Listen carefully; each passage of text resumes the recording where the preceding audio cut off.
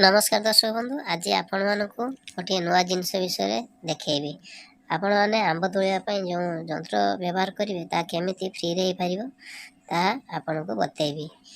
देखो ये गोटे बाउंश नवा बाउंश काटी एमती पूरा प्लेन कर अगटा काटिदेबा मूल पर्यंत काटिदेबा।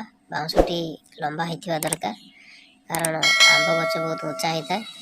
तेणु आपण मैंने कौन करेंगे ना बाउंशटी लंबा रखिए कहीं गच लंबा होता है। आप बिना पैसा करेंगे ता देखेबी। आज यहाँ देखो यहाँ गोटे प्लास्टिक बोतल जोटा कि आम यूज कर फिंगी दे था।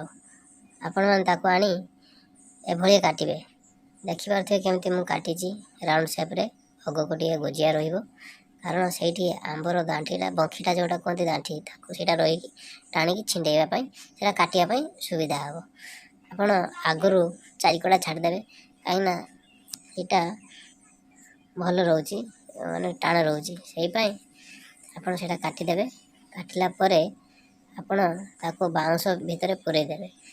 देखिपे मुझे पूरे बाउंश को आगे फटेवाई पड़ो ना सेटा पशो ना भर को आपड़ फटेला भितर बोतल मुह को पूरेबे टाइट कर बांधे दौड़ी साहाଯ୍य बांधे जेपरी टाणला बेले बाहरी न जाए। आप देखिपे केमिति मु सब बांधी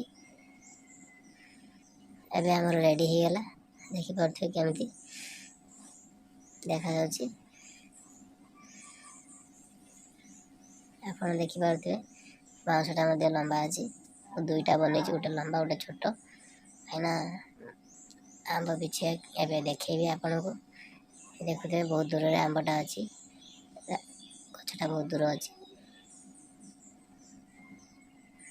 एवं आपण को बिछे देखेबी केमती आंब बिछा जाए से देखो से आंबटा को आम बिछेगा।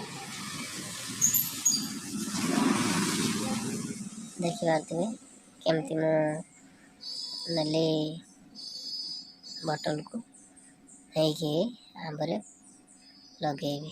आपण को जूम कर देखुची केमती आंबरे लगा जाए।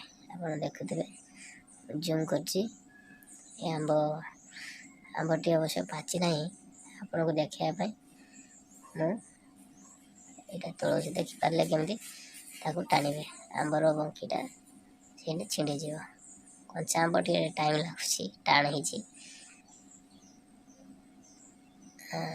आप देखिपे आंब टे मुझे छिड़ी आनी से दुईटा आंब थिला गोटे मात्र अच्छी देखो जमी भितर आंब रोच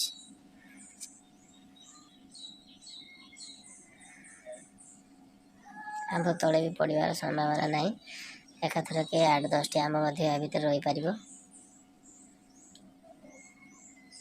आप उल्टे गलई देले आंबटी बाहरी जीव।